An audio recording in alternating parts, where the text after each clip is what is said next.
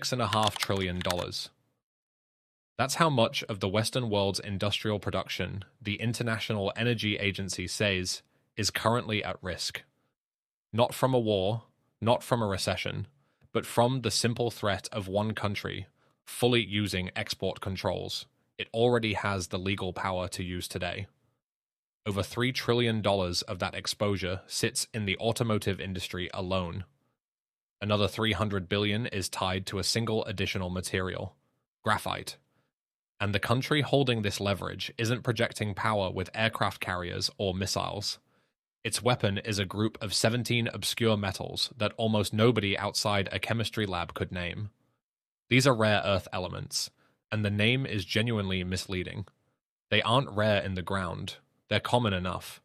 What's rare is finding them concentrated enough and refined cleanly enough to actually use. And you barely need any of them.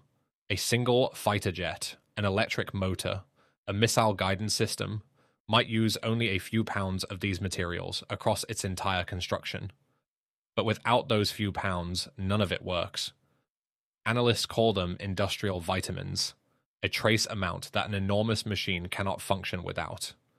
China currently refines roughly 93% of the world's supply. Not just mines, refines, which is the genuinely hard part. A country can sit on rare earth deposits for a century and gain nothing from them if it can't chemically separate and purify the material into something usable. China spent 3 decades building that specific, difficult capability, largely because rare earth processing is extremely polluting. It produces toxic tailings and radioactive waste, and most Western countries walked away from that cost decades ago. China absorbed it instead. What looks today like a calculated geopolitical chess move started in large part as an environmental and labor cost nobody else wanted to pay. The world learned exactly how dangerous that dominance could become in September of 2010, and the story starts with something almost absurdly small: a fishing boat. A Chinese trawler collided with 2 Japanese Coast Guard vessels near a handful of disputed islands in the East China Sea.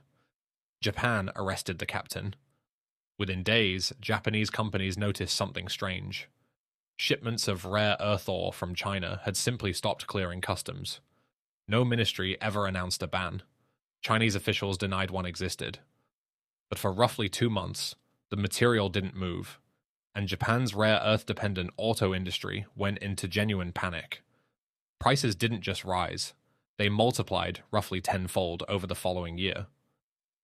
It's worth being honest that economists still argue about what actually happened. Some researchers, digging back through the customs data years later, believe this was a deliberate, centrally directed embargo.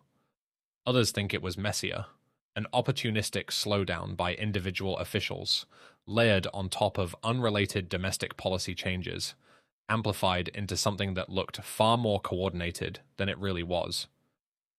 But here's why that argument doesn't actually change the lesson. Whether Beijing pulled a lever on purpose or simply let a crisis happen and didn't rush to fix it, the effect on Japan was identical. A territorial dispute over a few uninhabited rocks had just demonstrated the power to threaten an entire national industry. Everyone watching drew the same conclusion, regardless of intent.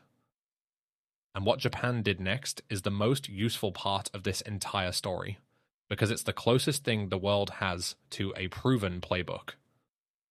Japan didn't try to eliminate its dependence on China. That was never realistic. It did 3 specific things instead.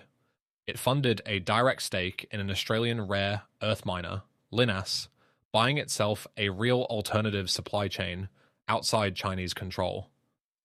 It invested heavily in recycling rare earths out of used electronics, and it funded research into magnets that simply used less of the material, or none at all.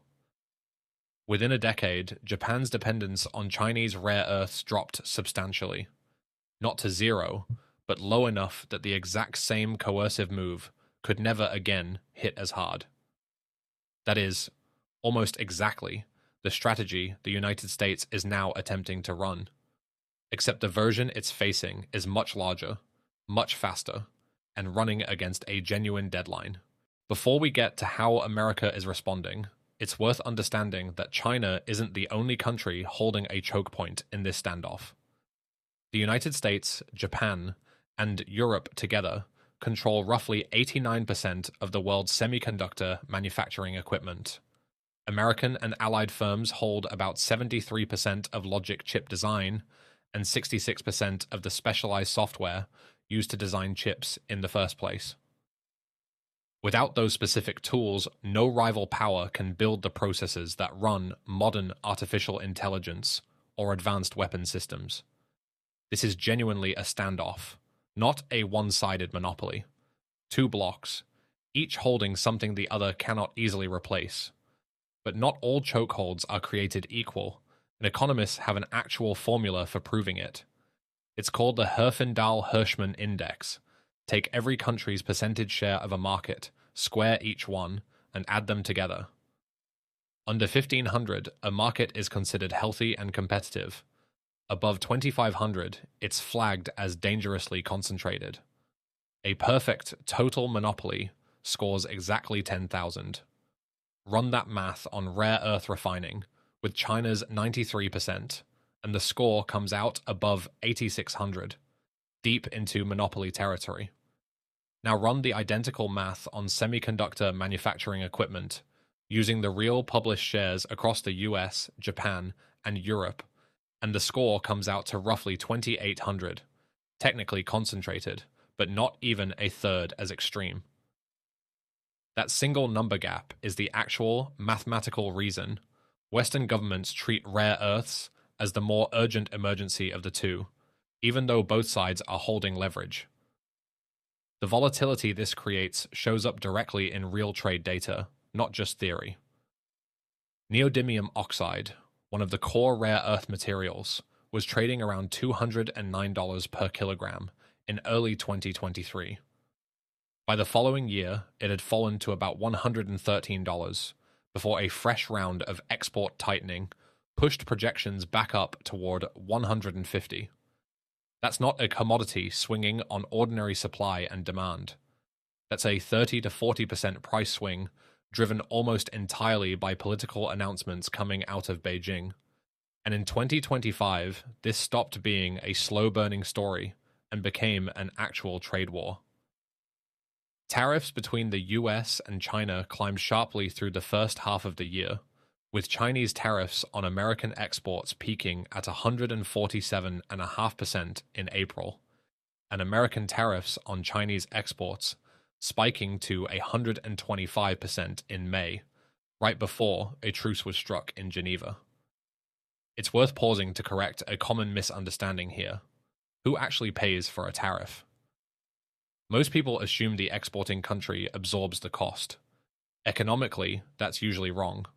The price a domestic buyer ends up paying is simply the exporter's price multiplied by 1 plus the tariff rate.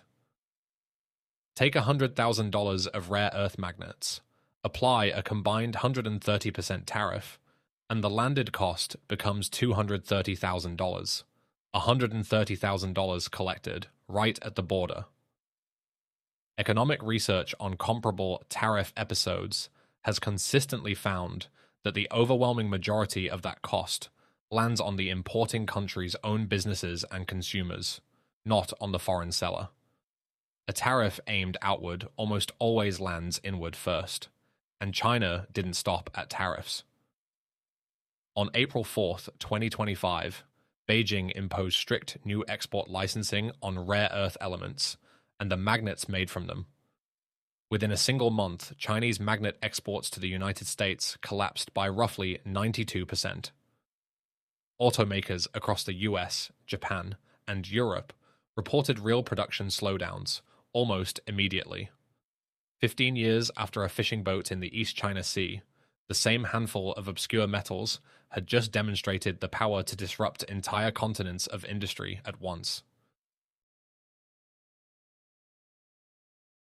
America's actual response to this is happening in the middle of the Mojave Desert, at a mine that was completely bankrupt a decade ago. It's called Mountain Pass, and today it sits at the center of one of the most significant shifts in American industrial policy in generations. In 2025, the U.S. Department of Defense made a $400 million direct equity investment in the company that runs it, MP Materials.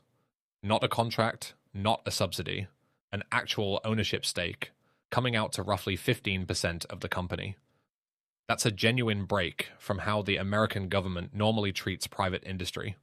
The reason a simple check wasn't enough traces back to 2015, when an earlier American rare earth company called Molycorp went bankrupt.